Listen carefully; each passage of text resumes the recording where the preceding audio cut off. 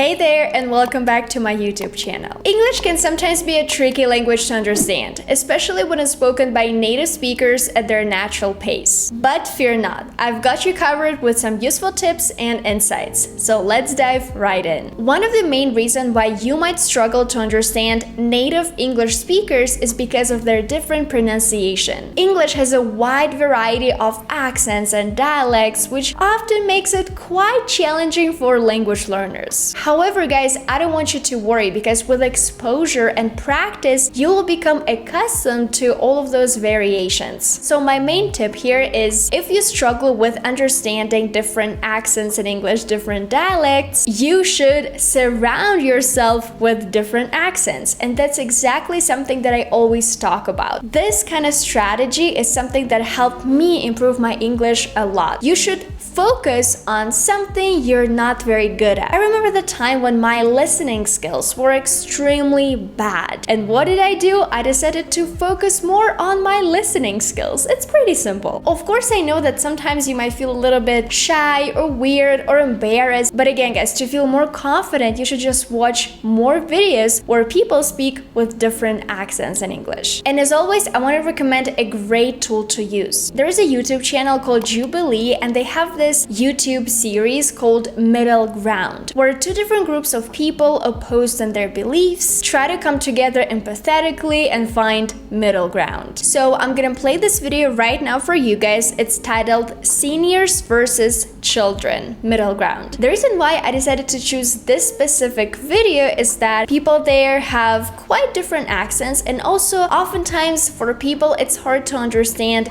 children, very hard to understand the way they speak in English. So this video has like a nice contrast, right? Adults and kids. That's wonderful.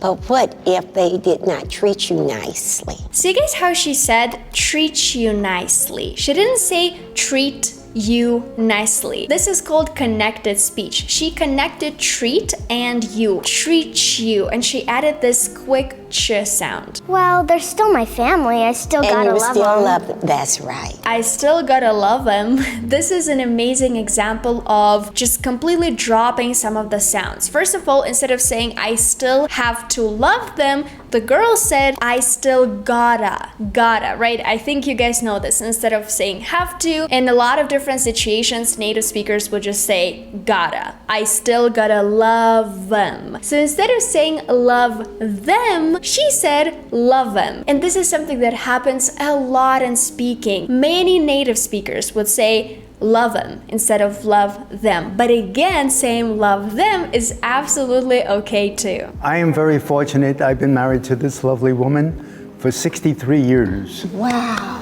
Oh my God. And this guy said, I'm very fortunate. I've been married to this lovely woman for 63 years. First of all, here you have this amazing example of a great adjective in English, fortunate, right? Instead of saying, oh, I am very lucky, you can say, I'm very fortunate. This word is definitely more advanced. Also, you see a good example of using grammar in English. For example, I've been married to this woman. So here the guy is using present perfect. I've been married to this woman, married to someone. As you can see when you watch this authentic content in English, and by the word authentic, I mean content that is intended for native speakers. Like this is not staged. I mean, people are just sharing their opinions, their points of view. Usually what happens is you get to learn a lot of great expressions in English that native speakers actually use. And obviously you get to improve your listening skills and you become more accustomed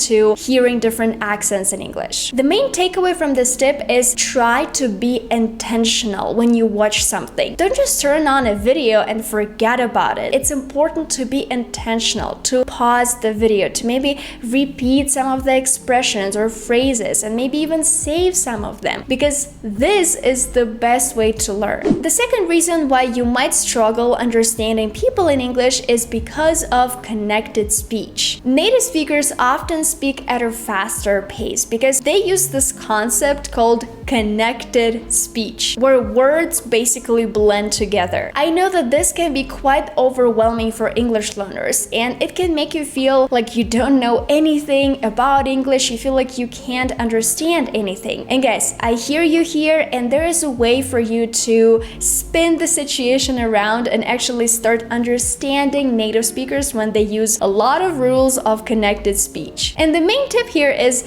you should learn the rules of connected speech. And it's extremely easy to do, guys. Again, right now you have so many wonderful materials out there. For example, YouTube. There are a lot of videos teaching you guys all the rules of connected speech. Obviously, when it comes to learning more about connected speech, it's very important to listen to something in English in your preferred accent, for example, American accent, and then see the text. Right? So maybe it can be like a podcast, right? Where you can download the transcript. That could be like amazing. Or a book where you can read a book and also listen to the audiobook. If you don't know what resource to use, I can recommend my Real English workbook, which is perfect for intermediate, upper intermediate, and advanced students. And this is actually the first time I talk about my workbook on this YouTube channel. Guys, if you didn't know, I recently launched my very first workbook that I created together with a native speaker from the United States. All the conversations in this workbook are recorded by a native speaker, and she's actually a voice actor, so she has a very nice voice in English. Hey Stacy, how's it going? I saw your stories on Instagram the other day, and I didn't know you had a dog. Hi, Jake. Yeah, I rescued him from a local animal shelter when he was just 4 weeks old. The best part about the workbook is that it is divided into 10 lessons or 10 conversations, and each conversation is connected to a specific topic in English. So you have a conversation, you have the audio to this conversation, you also have a Quizlet set with all the new useful vocabulary, and this way you're learning new words, you're listening to the native speaker, and you're improving your pronunciation and also your listening skills, because the audio is done by native speakers, so she knows the best how to pronounce all the sounds in English. So if you want to get your hands on this workbook, all you need to do is click the link in the description. The third problem why so many people don't understand native speakers is because native speakers often use idioms and phrasal verbs that you guys don't know. And guys, I'm sorry to break it to you, but this is actually how native speakers talk in real life. They use phrasal verbs all the time, different like slang expressions or some expressions that became extremely popular on TikTok, collocations, I don't know, idioms. This is something that you can always find in their conversations. So obviously the tip here is try to learn common idioms and phrases, especially those that native speakers use in conversations. And before you Google like a list of common phrasal verbs and idioms that native speakers use, please just go on YouTube and watch a vlog by a native speaker. The reason why I always tell you guys is, looking up lists of all of this vocabulary is so useless, is because it is. The most effective way of learning a new language is first, learning everything in context, and second, using authentic materials. And luckily, you have YouTube for that. Let me show you guys one video I watched recently because I follow this girl on YouTube. She's a native speaker from the United States, and recently she posted a video announcing her pregnancy or doing like a pregnancy Q&A. And then also that night, I just randomly got this urge of going to throw up, and I sprinted to the bathroom. Okay, so she's saying, and I sprinted to the bathroom. This is like a great verb in English. Instead of saying I ran to the bathroom, right, because she really needed to throw up, she said I sprinted to the bathroom, which means to run very fast. I sprinted the last 500 yards. This can't be real. Like, there's no shot that this is actually real. This can be real. There is no shot that this can actually be real. Here she's using the word shot instead of using the word possibility, right? Like, it's not possible that this pregnancy test is positive. There's no shot. As you can see, learning phrasal verbs or informal expressions in English is not that complicated as long as you're using the right resource. And fortunately, this resource is YouTube, something that you guys all have access to since you're watching my video right now. And I believe that even from my video, there are so many amazing words and expressions that you can learn. And obviously, all of these tips that I'm sharing with you guys, I really hope they will be super beneficial too. Reason number 4 why many people struggle when it comes to understanding native speakers is because native speakers often use cultural references when they speak. For example, they often mention cultural events or famous people. And obviously,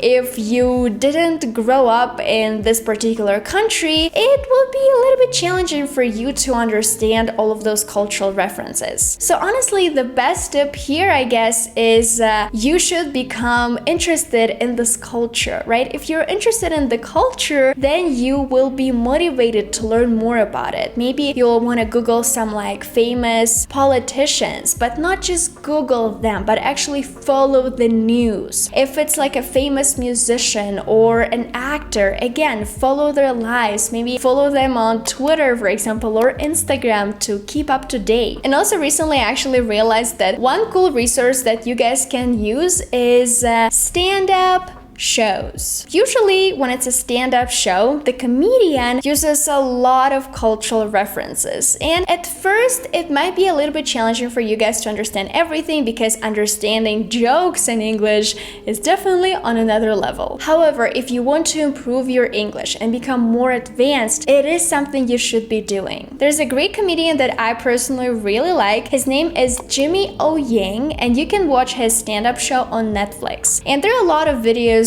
by him on YouTube as well. Oftentimes he jokes about being an Asian American, so there are a lot of jokes about, growing up Chinese in the United States. So let's check out this short video that I found, because there he's going to be referencing an American actor. I'm very proud to represent Asians, but at the same time there's so much pressure. Like nobody ever went up to Matt Damon and be like, "Hey Matt, thanks for representing the whites." So now let's pause the video and try to Google this guy's name, right? Because he just made a cultural reference. So Matt Damon is an American actor, film producer, and screenwriter. So now you you see his face, you're like, okay, I think I, watched some of the movies where he was starring. And this is exactly how you're gonna learn more and more names, again, gradually, while consuming content. And the final reason why it might be hard for you guys to understand native speakers is just because you lack listening practice. You don't listen to things in English enough. Or when you are listening to something in English, you're not intentional enough. If there are words you don't understand and you don't look up their meaning, well, how are you gonna learn them? How are you gonna understand what they actually mean? You always have to be responsible and intentional when it comes to language learning. So if right now it is a little bit hard for you to even watch YouTube videos in English, let alone, movies and TV series, and you're really struggling with your listening skills, but you really want to improve, I can recommend this one podcast for you guys. It's called 6-Minute English from the BBC. The host of the podcast speak with a British English, and each episode only lasts for 6 minutes. So it's a perfect little chunk for you if you're struggling to find time or motivation to listen to something in English. So I found this cool episode on their website called Doom Scrolling. Why do we do it? Do you guys know what doom scrolling is? If you want to find out, make sure to click the link in the description. And guys, as usual, all the links to all the resources I've mentioned in this video are going to be in the description. So as you can see, guys, if you listen to this episode, they will explain what these words and expressions mean. Doom scrolling, feel ick, on tap, make up for something, romanticize, something that people nowadays love to use online on TikTok and YouTube, and